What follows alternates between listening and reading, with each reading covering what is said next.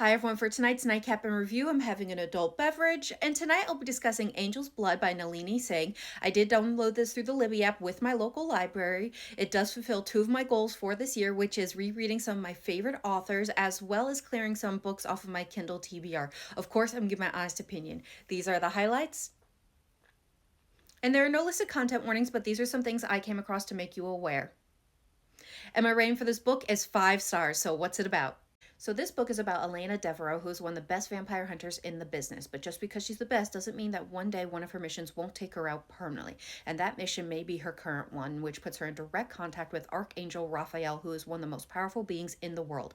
His mission for her is to track down not a rogue vampire, but one of his fellow archangels that has been corrupted by something that will drown the city in blood if he is not apprehended.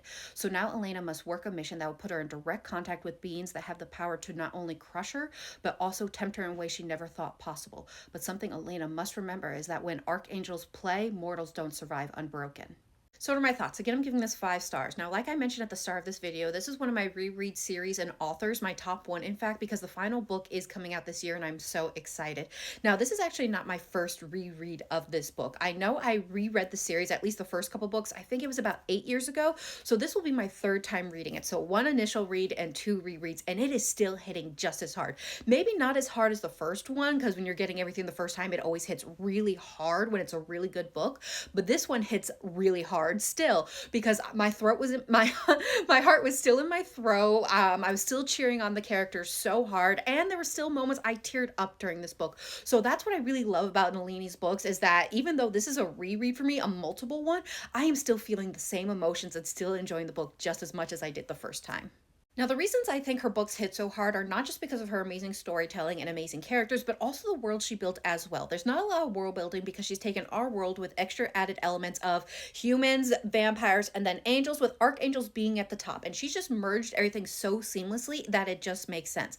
And with the humans being at the bottom, you would think they'd be in fear of these powerful beings, and they are to a degree, but there's also a level of enrapturement, I don't know if that's a word, with these powerful beings that they feel like there's an air of civility, a very thin illusion that these are proper beings. But actually, it's again a very thin veneer, which even they're confronted with sometimes, of the darkness and cruelty in these beings, that they have to be careful around them, because if they upset them, well, just good luck.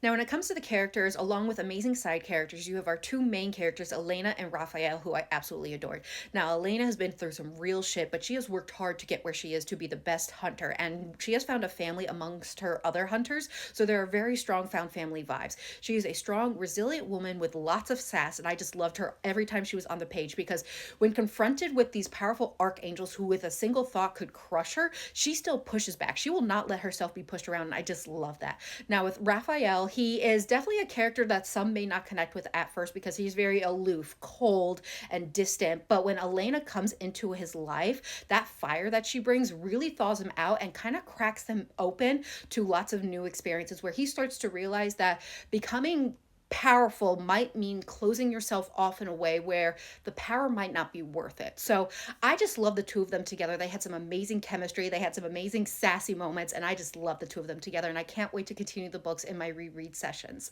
So I hope everyone gives this a try, and I hope everyone has a good night and happy readings.